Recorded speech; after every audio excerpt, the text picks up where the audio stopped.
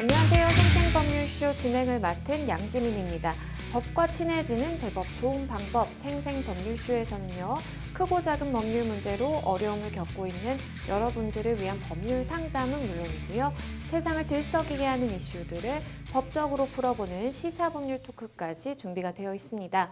법률과 관련해 궁금한 내용이 있으신 분들은 상담 전화 02557-8295번으로 연락을 주시거나 법률방송 홈페이지에 접속하신 후 법률 상담에 문의 남겨주시면 됩니다.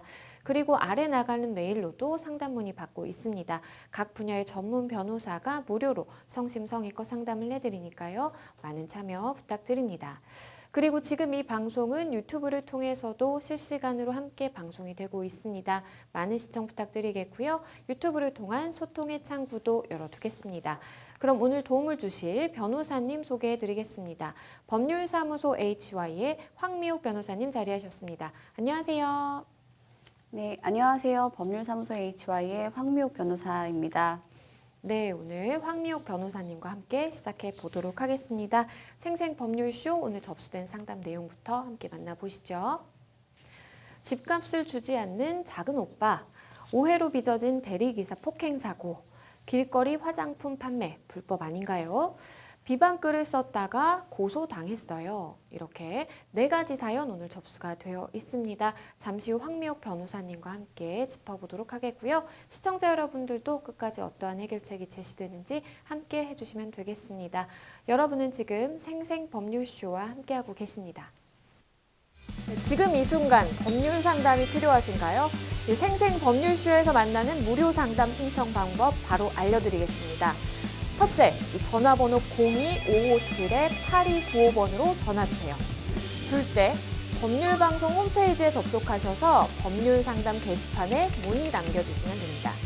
셋째, 지금 화면에 보이는 이메일 주소로 사연과 연락처를 남겨주시면 각 분야 전문 변호사들의 속 시원한 무료 상담을 생생법률쇼에서 만나보실 수 있습니다. 지금 가장 궁금한 법률 상담, 생생법률쇼에서 만나보시죠.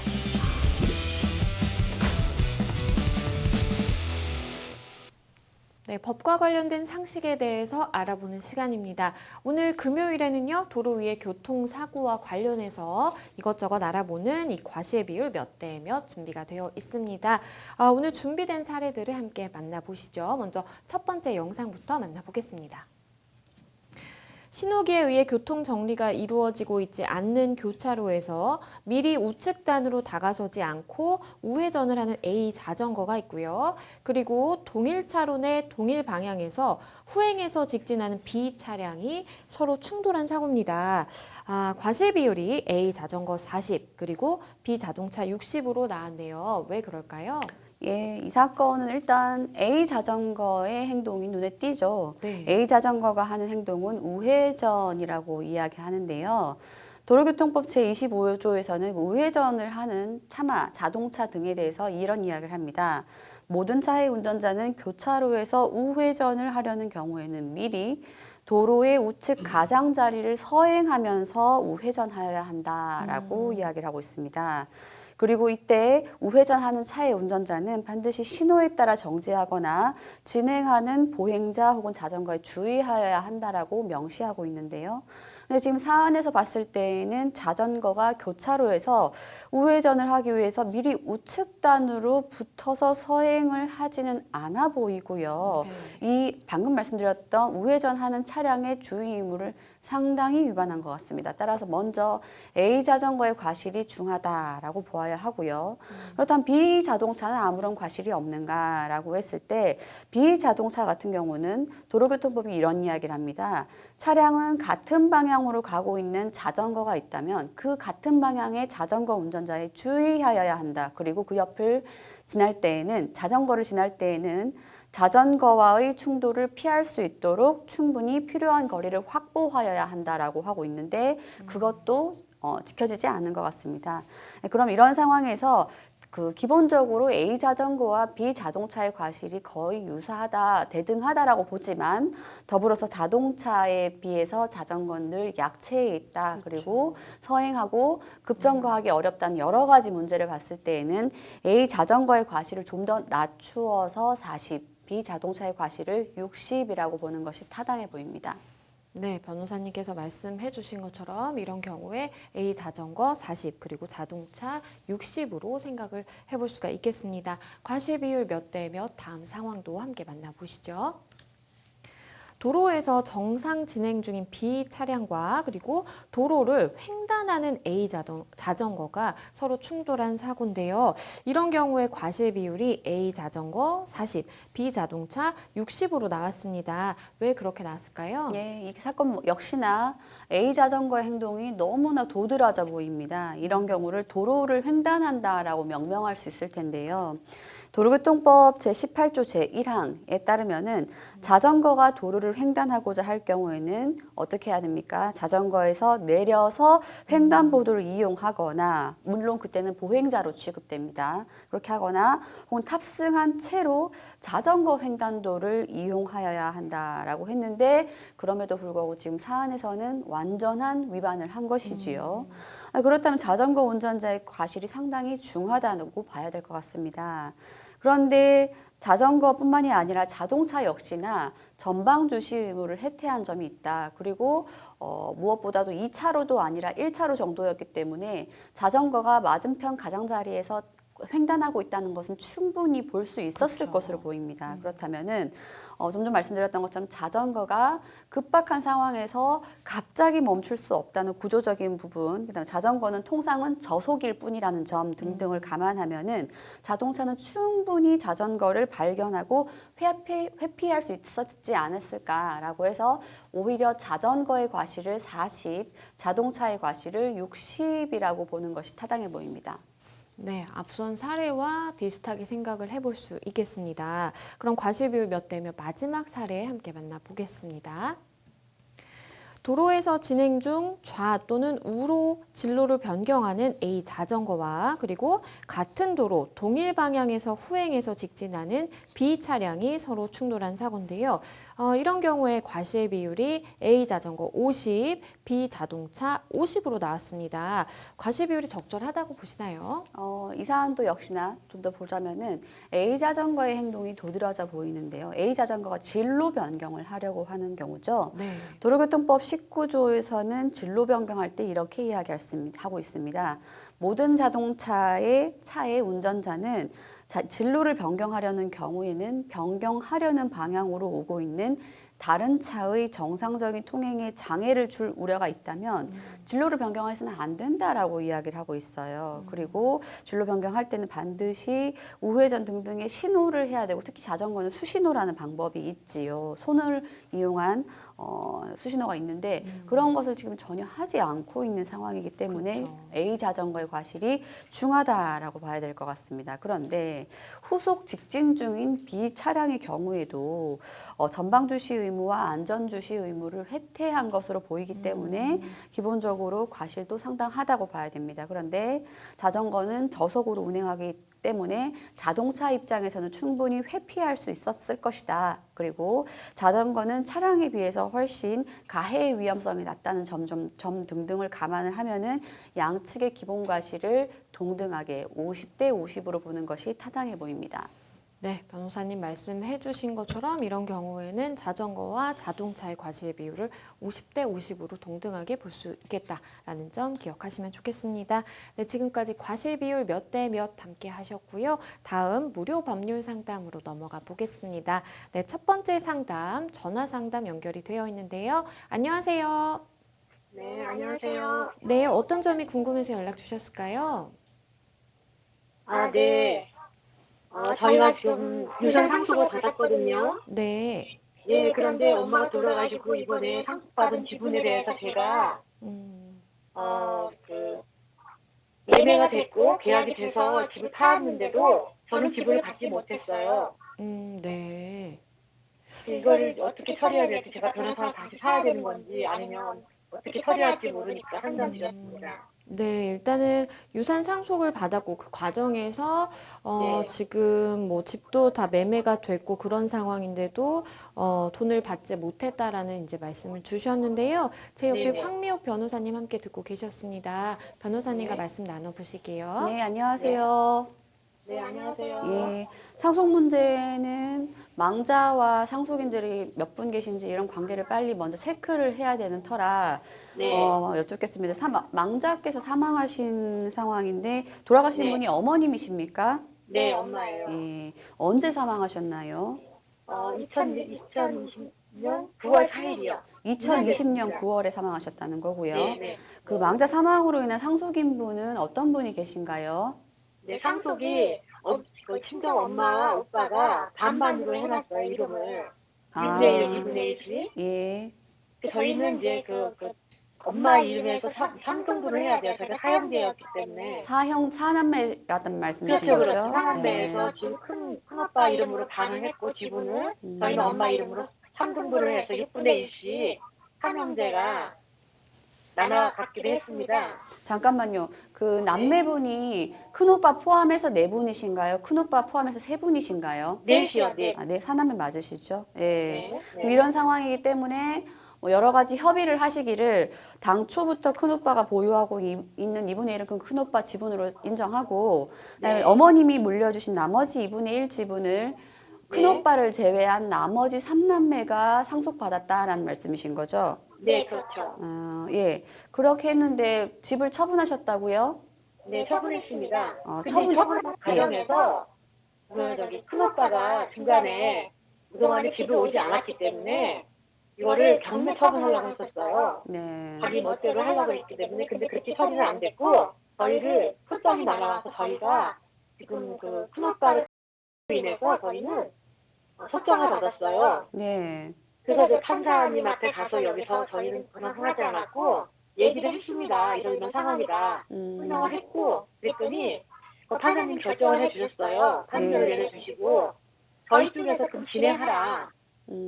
저희 쪽에서 있는 둘째 오빠가 진행을 하게 했습니다. 그래서 네. 진행 잘 했고 네. 계약도 했고 예. 다 잘 됐는데 예. 그 둘째 오빠께서 저는 이제 왜 지분을 넘겼냐면요. 아파트 대출을 받으면서 여기가 투기 지역이라 그래서 1억 정도 대출을 받는데 이거를 지분을 넘겨야 된다고 해서 중요로 지분을 넘겼습니다. 누구에게 넘기신 건가요? 씨한테 넘겼습니다. 두 둘째 번째 오빠 오빠한테. 말씀하시는 건가요? 네네. 예.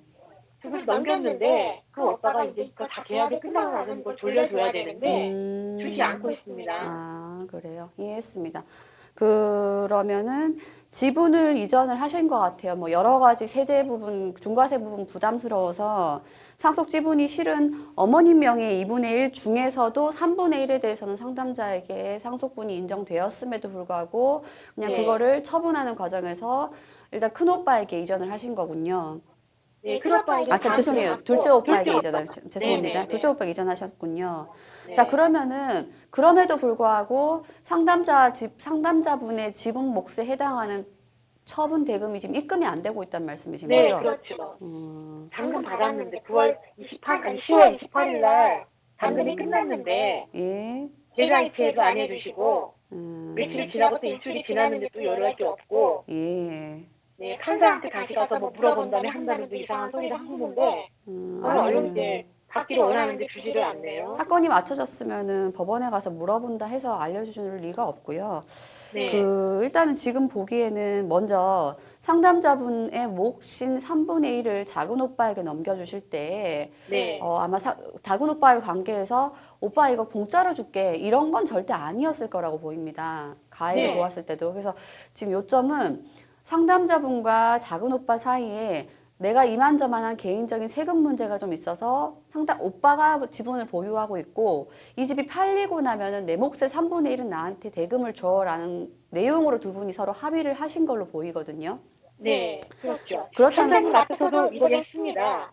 판사님이 물어봤어요. 저희가 이거 할 때, 얘기할 때, 왜 판사는 둘째 오빠에게 중요했습니까? 그래서 제가 대출권 때문에 그랬습니다. 얘기를 했습니다. 그래서 판사님께서 이거를 결정해 주시고 했는데도 그런 얘기를 한다는 거는 제가 봤을 때는 아니라고 생각합니다. 그러면요. 네. 지금 제가 보기에는 일단 이것이 필요할 것 같습니다. 작은 오빠에게 공식적으로 네. 이행을 요청해 주십시오. 뭘 이행하냐면은 10월 28일 날 입금되어 버린 그 부동산 처분 대금 중에 잔금 있을 네. 것이고 그다음에 계약금도 네. 있을 것인데 네. 이 중에서 상담자 몫인 3분의 1에 대해서 대금으로 반환해달라. 그리고 내 계좌번호 어디로 언제까지 입금해달라는 요청을 하십시오. 이 요청은 카카오톡으로 하셔도 되고 문자를 보내셔도 되고 한데 상대방이 그 내용을 잘 인지를 못할 것 같다 하면 내용 증명도 필요할 수 있습니다.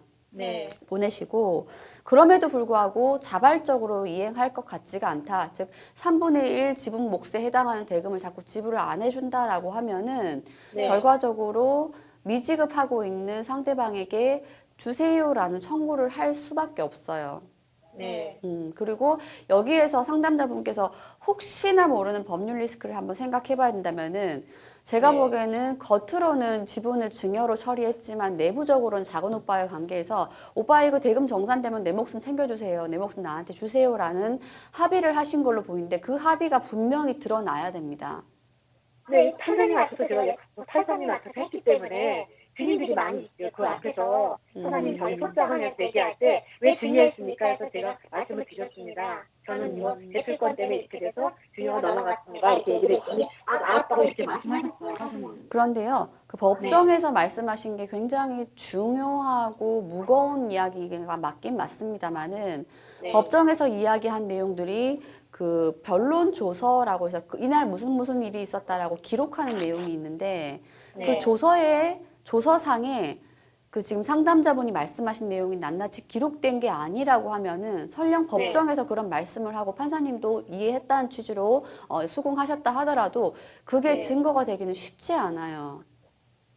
그러니까 조서에 남겨져야 된다는 겁니다. 그리고 제가 은행에서 이렇게 자꾸 세고자가 받았잖아 이런 거 할 때 이거 돈 얼마 이거 해서 6개월 만에 은행 국민은행에서 저한테 계속 요청을 했거든요. 대출이 이렇게 이거 지분을 넘겨야지만 된다. 그래 대출이 나온다 해서 그랬는데 그런 거는 처리가 안 되나요? 뭐 그런 내용도 포함될 수 있고요. 근데 무엇보다도 네. 겉으로 등기로는 증여를 처리했지만 등기를 증여해주고 후에 처분 대금을 나한테 지불하기로 한다는 내용에 작은 오빠와 상담자분 두 분 사이의 대화 내역 아니면 다른 상속인들도 그렇게 다 알고 있었다는 뭐 증거 이런 것이 중요할 것 같습니다. 그럼 그걸 어떻게 해야 되는 거죠 저희가? 일단 말씀드렸던 것처럼 그 처분 대금을 아신다면 그 처분 대금 중에서 상담자분 몫의 3분의 1 상당의 대금을 요청하십시오. 요청하는 거는 뭐 전화해서 요청하셔도 되고요. 구두로 요청하셔도 되고 아니면 메시지를 보내주셔도 되고 도저히 이것이 받은 건지 안 받은 건지 내가 달라는 말을 알고 있는 건지 모르는 건지 모르겠다 하면은 내용 증명을 보내셔야 될 겁니다. 내용 증명이 제일 낫겠네요. 저는 문장 한번 보내주고 내용 증명으로 하면 되겠네요. 그 내용 증명을 하려면은 어디로 가야지 할 수 있나요? 본인이 써야 되는, 그러니까 보내어야 하는 문서를 일단 작성하시고 작성하신 문서를 우체국에 가셔서 내용 증명으로 보내고 싶습니다 하면은 우편 발송의 내용 증명 서비스를 이용하실 수 있어요. 그러면 이거는 변호사님한테 안 가도 되나요? 직접 작성하셔도 됩니다. 저는 직접 제가 안 해봤는데 어떻게 해야 되는지 잘 모르겠는데요. 변호사 사무실에 가서 하든지 아니면 그렇게 하셔도 되고요. 그 내용을 쓰는 것은 어떤 내용이 포함되어야 되는지 그건 법률적 판단이 어려우실 수 있어요. 그렇다면은 그 법률 전문가로부터 상황이 이만저만한데 이 내용을 담아서 내용 증명 보내야 된다. 이런 걸 뭐 이행의 최고라고 하는데 이걸 보내야 되는데 어떤 내용을 써야 될지 잘 모르겠다라면 도움 받으시고요. 받으셔서 완성된 내용 증명을 발송해 달라. 내용 증명 발송을 좀 요청하고 이렇게도 내용 증명 발송도 변호사들이 많이 처리하니까 그렇게 하시고 그럼에도 불구하고 깜깜하다, 묵묵부답이다 하면은 그 다음에는 소송 절차까지도 감안하셔야 될 것 같습니다. 네, 변호사님께서 변호사한테 쓸 수밖에 없나요? 그러면 안 주면? 변호사로부터 도움 받으시는 것이 더 수월하고 일 처리가 가능합니다.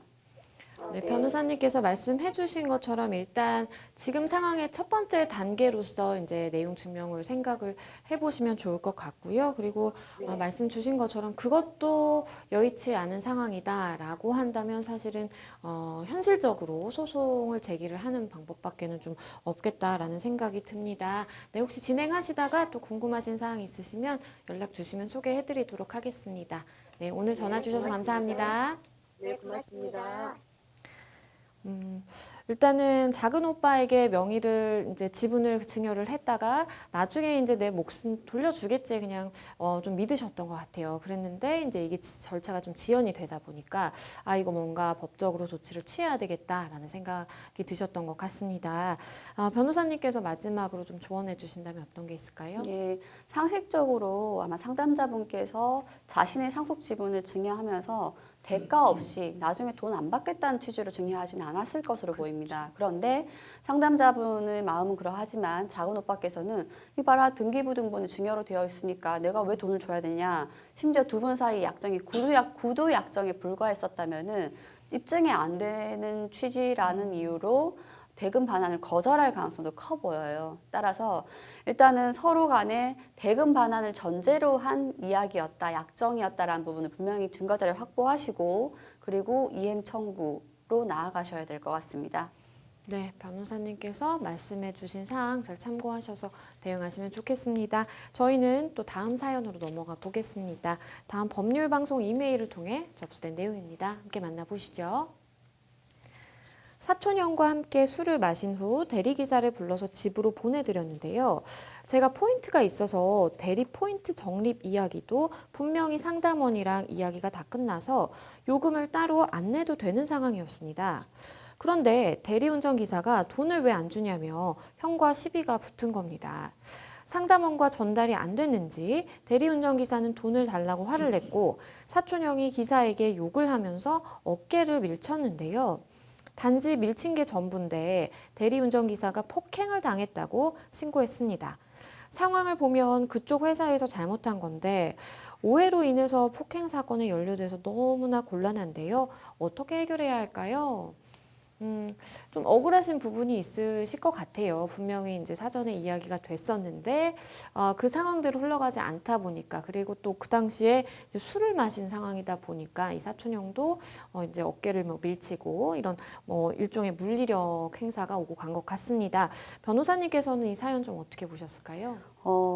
한마디로 좀 표현을 하고 싶습니다. 오해는 오해고 폭행은 폭행이다라고 표현을 드리고 싶어요. 그러니까 앞에 있는 사정이 요금을 다 어떻게 처리하기로 했는데 뭐 대리 회사라든지 아니면 기사분께서 그걸 인지를 못해서 오해가 불러일으킨 사건이라 하더라도 폭행은 안 되는 거예요. 그러니까 폭행으로까지 비화가 되면은 괜히 폭행으로 가해자로 낙인 찍힌다는 점 분명히 기억하시고 오해는 오해고 폭행은 폭행일 뿐입니다. 오해가 있다 해서 폭행이 정당화되지는 않습니다.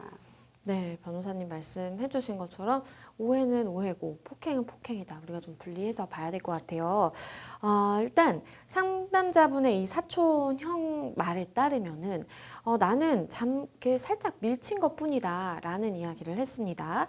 그럼에도 불구하고 우리가 폭행으로 볼 수 있을까요? 예, 그 폭행죄에서 이야기하는 폭행의 개념을 한 번만 짚고 넘어가야 될 것 같아요. 폭행이라고 하는 것은 그 상대방에 대해서 사람에 대해서 직접적인 유형력의 행사라고 이야기합니다. 그 말이 좀 어려운데요. 그러니까 그 사람을 향해서 어떤 힘을 가하는 것 자체를 폭행이라고 해요. 그럼 여기에서 밀쳤다, 살짝 밀쳤다, 어깨 부분을 밀쳤다라고 했는데 이것이 폭행이 아니기는 어렵겠죠. 다만 경미한 수준인 것 같긴 합니다. 그러니까 경미한 수준의 폭행일지언정 폭행이 아닌 것은 아닙니다. 폭행은 맞습니다. 변호사님께서 말씀해 주신 것처럼 어쨌든 뭐 폭행은 폭행으로 볼 수 있겠다라는 말씀 주셨는데 그러면 우리가 폭행이라고도 이야기를 하고 어떤 경우에는 상해라는 이야기도 하는데 그 둘을 좀 어떻게 나눠볼 수 있을까요? 예, 어찌 보면 대부분의 사건들이 폭행과 상해가 맞붙어 있기 때문에 이것을 구별하는 게 쉽지는 않아요. 그런데 상해는 상처라는 거죠. 그러니까 사람이 어떤 유형력을 행사받았음에도 불구하고 아무런 상처는 발생하지 않았다라고 하면 그 폭행에 불과한 거고요. 그런데 폭행의 결과 상처까지 발생했다라고 하면은 상해 혹은 폭행치상까지도 넘어갈 수 있는 겁니다. 그러면 우리가 폭행이라는 이야기를 할 때 또 특수폭행이라는 이야기도 하게 됩니다. 그러면 특수폭행과 그냥 우리가 일반적으로 이야기하는 폭행, 어떻게 좀 나눠볼 수 있을까요? 네, 그 보시는 분들께서 폭행도 일반적인 폭행이 있고 특수한 폭행이 있나라고 생각하실 수 있어서 그 특수라는 개념을 한번은 확인해야 될 것 같아요. 형법에서는 사람의 신체에 대해서 폭행을 가한 자에 대해서 2년 이하의 징역 등등에 처한다라고 이야기하고 있고요. 특수 폭행을 또다시 명명해 두고 있습니다. 특수를 하면 여러 사람이서 단체로서 혹은 다중이 폭행에 가담하거나 혹은 위험한 물건을 휴대하거나 이러한 상황에서 폭행을 저지른 때는 딱 들어보셔도 훨씬 위험해 보이지 않습니까? 이럴 때는 조금 전에 단순 폭행죄보다도 더 가중하여서 5년 이하의 징역 또는 1천만 원 이하의 벌금에 처할 수 있도록 규정을 하고 있습니다. 이 사안의 경우에는 가해했던 그 사촌형께서 단체나 다중의 위력을 보였냐 아니면 위험한 물건을 휴대했느냐 그 부분인데요. 요점은 이 사건이 발발하던 당시에 사촌형께서 뭐 물건 들었다거나 아니면 여러 친구 불렀다거나 이런 게 아니면은 단순 폭행으로 우율되실 것 같습니다. 그러면 이제 우리 상담자분과 이 사촌형의 입장에서는 아니 애초에 일 처리를 잘못한 게 이 회사 측의 책임이 있는 것인데 그러면 내가 뭔가 처벌을 받는 그 과정에서도 그런 점이 좀 반영돼야 되지 않을까라는 생각을 하실 것 같아요. 이 부분은 어떨까요? 예, 그 처음에 초입에 말씀드렸던 것처럼 오해와 폭행을 같이 붙여서 생각하시면 안 돼요. 그러니까 오해로 일어난 일이니까 폭행은 정당화된다 그러진 않아요. 따라서 폭행은 어차피 인정될 수밖에 없고 그런데 앞선 사례, 그러니까 오해가 불러일으킨 사건이다라고 하면은 충분한 참작 경위는 될 것입니다. 될 것이라고 보이고요. 그렇다면은 뭐 운이 좋다면은 굳이 재판까지 기소되지 않더라도 수사 단계에서 적절한 기소유예 처분까지도 한번 생각해 볼 수 있는 거죠.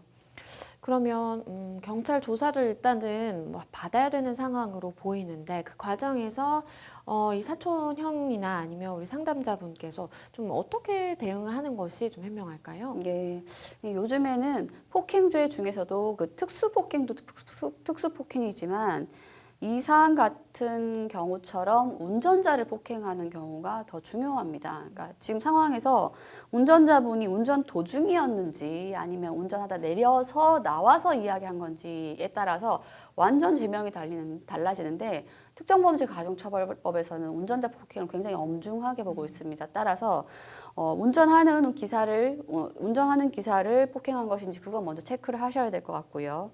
그리고 사안의 설명에서 보면은 포인트 적립 이야기는 끝났다고 됐는데 적립된 포인트로서 지불을 끝내기로 했던 것인지 그 분명히 하고 가능하다면은 당시 통화했던 녹음 파일 같은 것도 제출을 하시면 좋고요.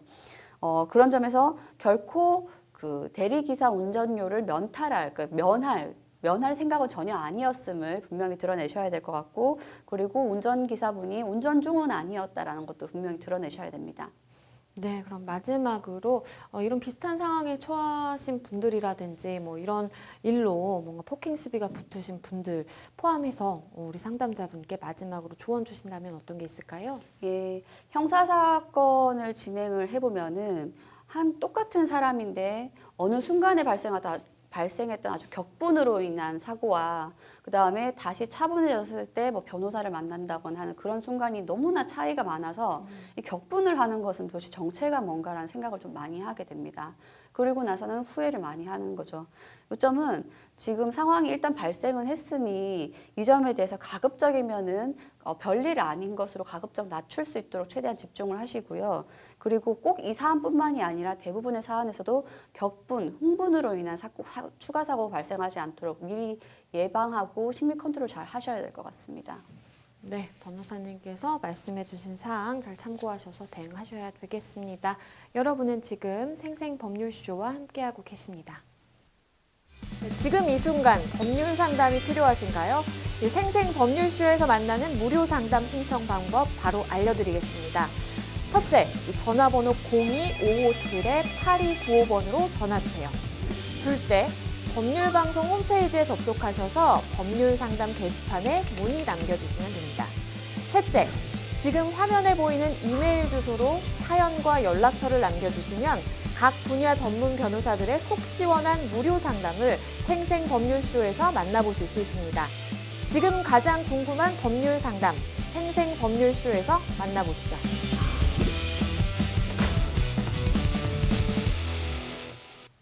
네, 저희는 또 다음 사연으로 넘어가 보겠습니다. 다음 전화 상담 연결이 되어 있는데요. 안녕하세요. 안녕하세요. 네, 어떤 점이 궁금해서 연락 주셨을까요? 제가 그 길거리에서 화장품 이렇게 영업하시는 분한테 이렇게 잡혀서 그 봉고차 안으로 끌고 들어갔더라고요. 네. 그래서 이제 화장품 이렇게 설명해 주시면서 제가 이렇게 여드름이 좀 있는데 이걸 바르면 다 낫는다. 뭐 그런 말씀하시면서 그 순간 제가 혹해서 그 화장품이 이것저것 많았는데 120만 원치였는데 그걸 계약을 했어요. 네. 그래서 그때 이제 물건도 가져왔고요. 근데 이게 뭐 거기서는 그냥 그 할부로 이렇게 해준다.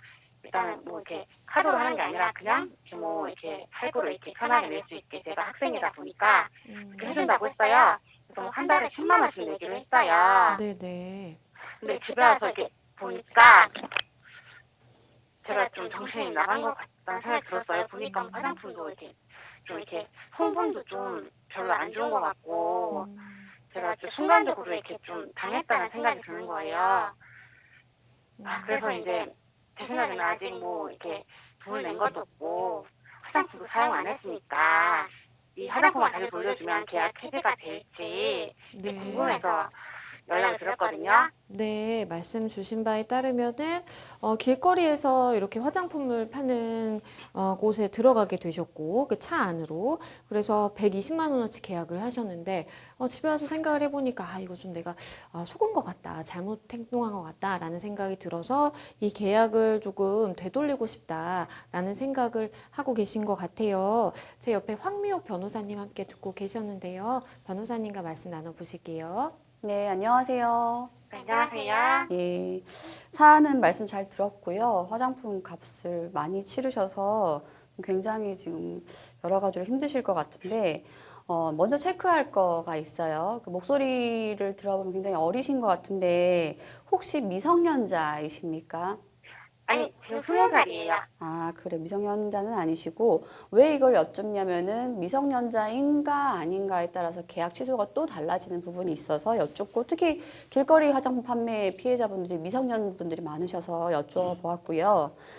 자, 근데 제가 빠른이라서 그러니까 20살이긴 하는데 19살 빠른이라서 19 정확히 그래요. 19살 생일이 2월이라서 안 그러면요, 지났어요. 그 우리나라에 있는 그 특유한 이야기, 빠른이라는 이야기가 나오는데, 이거 일단 미성년자로, 그러니까 만으로 계산을 해야 되거든요. 법률적으로 이야기할 때는. 그 만으로 보았을 때 미성년자이실 수도 있고, 아니면 성인이 되실 수도 있으니까 두 가지 다 한번 이야기해 볼게요. 자, 그러면은, 상담자분께서 계산을 해봤더니, 아직은 만 19세 미만이다라고 한다면은, 이렇게 또 빠른, 이런 것처럼 그렇다면은, 일단은 부모님의 동의를 받지 않고 계약을 체결한 경우면은 취소가 가능합니다. 취소 가능합니다. 만약에 그 길거리 화장품 파리한테 걸려서 봉고차 안으로 들어가셨다고 했는데 봉고차 들어가실 때 부모님한테 전화해서 체크한다거나 부모님 동의를 구한다거나 이러지 않았다고 하면은 미성년자가 체결한 계약은 취소할 수 있다. 미성년자는 아직 판단력이 미흡하기 때문에. 그래서 그렇게 보셔서 기본적으로 무조건 취소할 수 있다라고 보셔야 되고요. 근데 이제 계산을 해봤더니 상담자분께서 미성년을 도과했다, 넘어섰다, 성인이 돼버렸다 라고 하면은 나 미성년 때 계약 체결했으니까 난 판단 능력이 미숙한 미성년자니까 취소하겠어요. 이건 안 됩니다. 안 되는데 이런 경우를 방문 판매라고 이야기를 하는데요. 방문 판매법에 따르면은 계약을 체결해서 그 물건을 받은 날로부터 14일 이내, 2주 이내라고 하면은 조건 없이 계약을 취소할 수 있도록, 철회할 수 있도록 두고 있거든요. 네. 혹시 그 물건을 받으신 것이 한 언제쯤이신가요? 한 달쯤 됐어요. 그래요. 그렇다면 일단 방문 판매법에 따르더라도 조건 없이 계약을 철회한다, 청약을 철회한다, 이것은 적용받을 수 없고요. 그러면은 방문 판매법 다음 규정을 넘어갔을 때 그렇다면은 14일이 넘어버렸으니까 이럴 때에는 받았던 물건이 처음에 약속받은 거랑 다르다, 품질도 다르고 문제가 많다라고 하는 경우에만 그 업체에 대해서 청약을 처리할 수 있다라고 되어 있어요. 예, 그렇게 되시고, 다만 이제 중요한 부분은 뭐냐? 물건을 받은 날부터 3개월 이내여야 하고, 그 다음에 써봤더니 문제가 크다, 아니면 내가 생각했던 물건이랑 전혀 다르다 한 것을 안 날로부터는 30일 이내에 빨리 처리를 하셔야 됩니다. 예, 그래서 3개월 마냥 기다리시면 안 되고, 지금 나 문제가 좀 커졌으니까 도저히 안 되겠어, 청약 처리해야겠어, 계약 물러야겠어 라고 하시면은 그 순간으로부터 30일 이내에 빨리 업체에다가 통지를 하셔야 됩니다. 그리고 환불 받아가세요. 환불해서 물건 가져가세요 라고 이야기를 하셔야 되는 거예요. 예. 그래서 일단은 물건 받으신 날짜가 언젠지를 따져보시고요.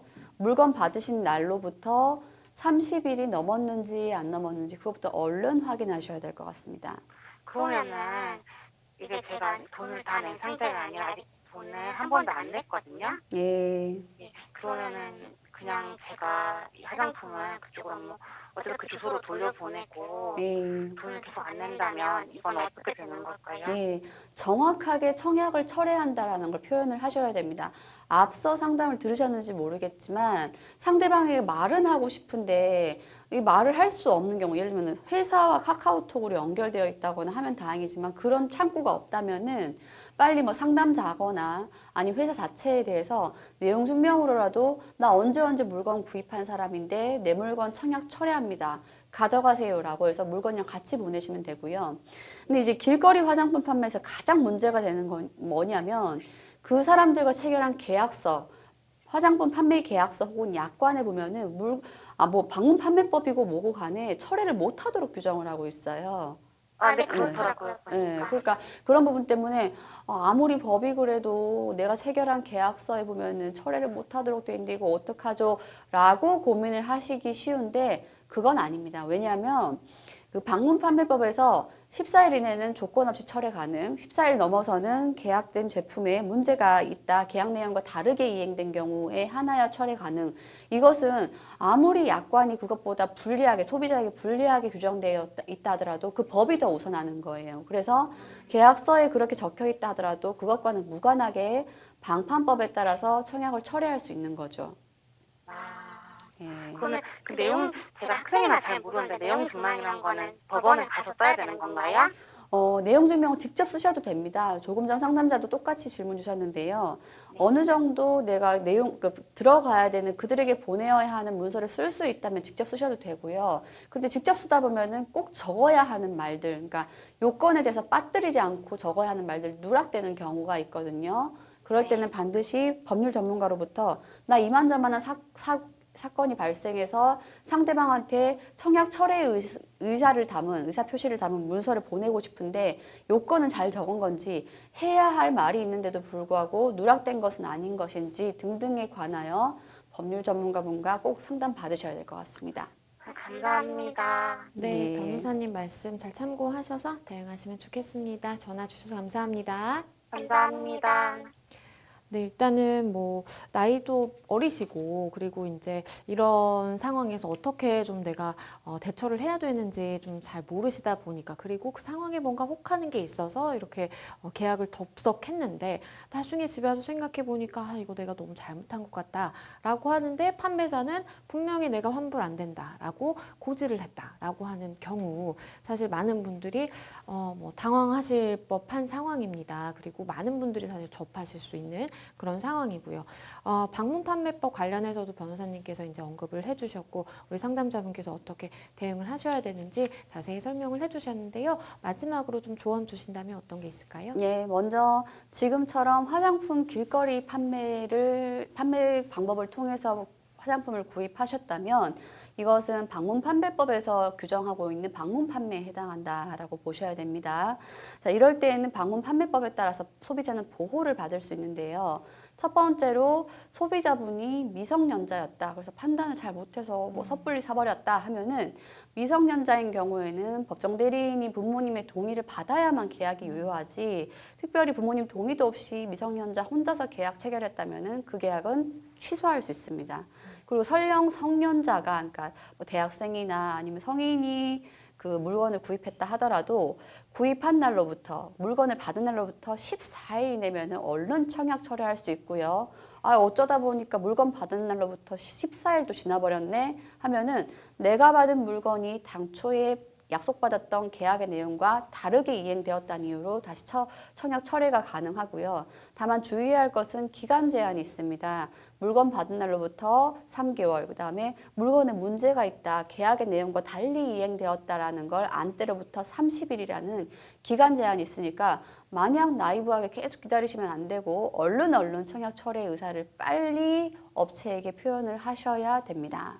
네, 변호사님 말씀해 주신 것처럼 그 청약 철회를 할 수 있는 그 기한에 대해서도 분명히 잘 기억을 하셔야 되겠고, 더불어서 내가 지금 이야기하고 있는 것이 청약 철회 의사를 표하는 것이다 라는 것까지 좀 명확하게 전달을 하시는 게 필요해 보입니다. 잘 해결이 되셨으면 좋겠습니다.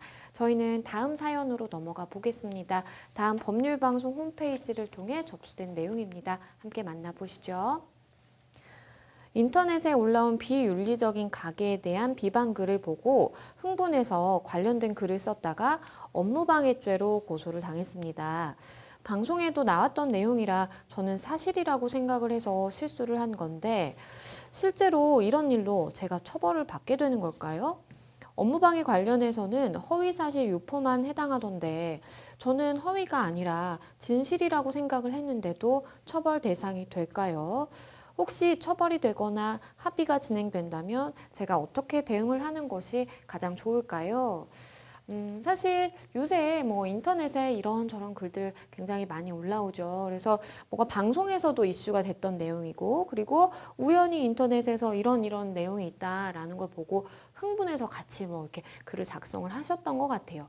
그러다 보니까 결국에는 업무방해죄로 고소를 당하게 되셨는데, 글쎄요. 변호사님은 이 사연 좀 어떻게 보셨을까요? 예, 사실 제가 예전에 근무했던 곳이 신도시에서 근무를 했던 적이 있는데 그곳에서 맘카페 커뮤니티가 굉장히 활성화된 적이 있었거든요. 그러다 보니까 그 맘카페에 올라오는 그 식당들에 대한 품평, 그리고 거기서 이야기 돌고 있는 내용들 때문에 문제가 되셔서 저를 찾아오셨던 분들은 오히려 카페에 글을 올렸던 맘들이었습니다. 그러니까 내가 올렸던 글이 허위 사실인 줄 몰랐고 아니면 진실한 사실인데도 불구하고 업체에서 나한테 지금 이런저런 고소를 제기하겠다고 했다라고 해서 마음 졸이시면서 오신 적이 많았는데요. 그런 때 한참 넘어가서 요즘에는 좀 덜한 것 같습니다만은 유명 셀럽들도 가만히 있진 않는 것 같아요. 막 고소를 해버리고 하니까 업체들도 고소를 해버리니까 그래서 요즘 많이 줄어든 것 같습니다만은 아직까지도 이러한 사례가 있는 것 같아요.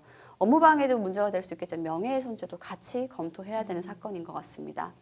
네, 일단은 우리 상담자분께서 이야기를 듣기로는 업무방해죄로 이제 고소를 당했다라는 사실을 이제 지금 접하신 것 같고, 어떻게 대응을 해야 될까라는 게 이제 고민이신 것 같아요. 한 가게에 대한 이제 비방글을 작성했다라는 말씀을 주셨는데요. 그러면 그 행위 자체에 대해서 업무방해죄가 성립한다라고 좀 볼 수 있을까요? 예, 우리 법률방송 생생법률쇼에서 업무방해는 아직 제대로 다루어 본 적이 없는 것 같아서 업무방해는 어떨 때 업무방해냐 이거 한번 검토해 봐야 될 것 같아요.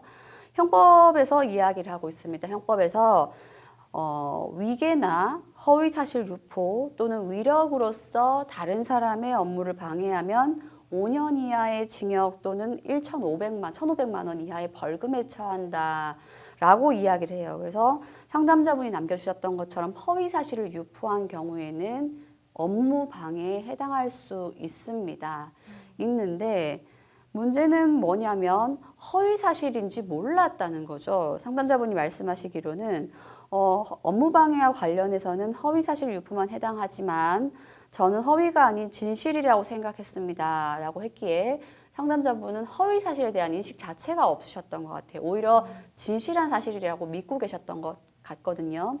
그렇다면은 이런 경우에는 그 부분을 분명히 이야기해야 됩니다. 뭘 이야기하냐면 죄가 되려면 적어도 고의가 있어야 되는 건데 난 업무방해라는 그리고 허위사실 유포라는 고의 자체가 없었다라는 부분을 분명히 이야기를 하셔야 됩니다. 실제로도 이분이 그 사실을 인지하게 된, 지득하게 된 경위나 알게 되었던 여러 가지 재반 상황을 봤을 때는 진실한 사실이라고 믿었나 보다, 허위 사실인 줄 전혀 몰랐나 보다 라고 할 만큼 인정된다면은 그때는 업무방해 결과는 발생했을지언정 고의가 성립되지 않아서 죄 자체가 성립되지 않는다라고 무죄라고 볼 수 있는 겁니다. 네, 변호사님께서 아까 언급을 해주실 때 명예훼손죄에 관해서도 이제 우리가 같이 좀 검토를 해봐야 되는 사안이다라는 말씀을 주셨는데요. 그러면 명예훼손죄 같은 경우 어떨까요? 예, 상담자분께서 영업방해로 일단 고소를 당하셨어요. 당하셨고, 여기서 나 허위사실 유포는 아니었어요. 라고 이야기를 했는데, 거기서 끝이 나는가 하면은 정보통신망, 인터넷 같은 거를 법적으로 정보통신망이라고 표현을 합니다. 정보통신망에 사실을 올려서 타인의 명예를 훼손했다면 그것도 문제가 됩니다. 그냥 개인과 개인 사이의 말로써, 구두로서 명예훼손하는 것보다는 좀 더 문제가 될 수 있어요. 특히 더 처벌이 될 수 있는데, 근데 명예훼손은 좀 전에 말씀드렸던 업무방해와는 달라요. 뭐가 다르냐면, 명예훼손은 정말 진실한 사실을 올렸다 하더라도 그것도 죄가 됩니다. 물론 이 부분에 대해서는 찬반 논란이 격렬합니다. 외국의 사례에서는 진실한 사실을 말하는 걸 처벌하면은 이건 사람들 입을 다물게 만드는 거 아니냐, 언론의 자유가 없지 않냐, 라고 해서 비판도 많습니다만 그럼에도 불구하고 아직까지 우리나라 한국에서는 진실한 사실을 말을 하게 되면 명예훼손이 되고 처벌이 됩니다. 사안에서 보면은 상담자는 진실인 걸로 아신 것 같아요. 진실인 사실을 올렸다 하더라도 내가 올린 사실로 다른 사람이 명예훼손의 피해를 입었다면 이것은 처벌받을 수 있고요. 그리고 좀 전에 말씀드렸던 것처럼 달리 다른 말과 말로 전하는 것이 아니라 정보통신망에 올려서 여러 사람이 볼 수 있도록 했다면은 좀 더 가중하여 처벌될 수도 있다는 점 명심하셔야 됩니다. 일단은 우리 상담자분은 지금 이제 고소를 당하신 상황이에요. 그러면 사실 지금 이 사안을 보면 나는 사실로 믿었지만 사실은 그게 허위였던 그 상황으로 지금 보입니다. 그런데 만약에 이제 우리가 가정을 해보자면 상담자분이 글을 올렸는데 그 내용이 정말 다 전부 사실이다라고 하는 경우에 그럼 어떤 점들을 좀 우리가 생각을 해봐야 될까요? 예. 일단 사실적시로 인한 명예훼손이라고 표현을 하는데요. 여기에서 기본적으로 체크해야 될 것은 두 가지가 있죠. 특정성, 공연성 두 가지를 체크해야 되는데 어지럽다, 어렵다 이렇게 생각하실 수도 있겠지만 그렇게 어렵지 않습니다. 첫 번째는 글 자체를 봤을 때 누구를 이야기하는지 알까 모를까 특정이 되느냐는 거죠. 그러니까 피해자가 특정되느냐는 거죠. 어느 몇 번지에 있는 푸른 대문의 가게 이렇게 얘기하면 특정이 돼버리는 거죠. 그런데 내가 어제 갔던 가게를 봤는데 가게가 서비스가 불편했다 이렇게 얘기하면은 작성자가 어느 가게를 갔는지 알 수 없어서 피해자를 특정할 수 없기 때문에 그거는 명예훼손이 되지 않습니다. 두 번째는 공연성인데요. 다른 사람들한테 안 좋은 얘기를 막 전파했다. 이게 지금 처벌하는 이유거든요. 그런데 알고 봤더니 피해자에게 불리한 이야기를 전파할 리가 없는 사람, 예를 들면 피해자의 와이프나 아니면 피해자의 자녀에게 이야기했다 이러면은 전파될 가능성이 없기 때문에 아무리 명예훼손적 글을 올린다 하더라도 이것은 명예훼손은 성립되지 않습니다. 따라서 업무방해는 좀 전에 검토했고요. 다시 명예훼손을 넘어오게 된다면은 글 자체로 봤을 때 피해자를 특정할 수 있는지 그리고 이 글이 모르는 사람들에게 난 모르는 사람에게 불특정 다수에게 일파만파 전파될 수 있는지 공연성 두 가지는 반드시 검토되어야 되고 그것이 아니라면은 이것은 죄가 되지 않습니다.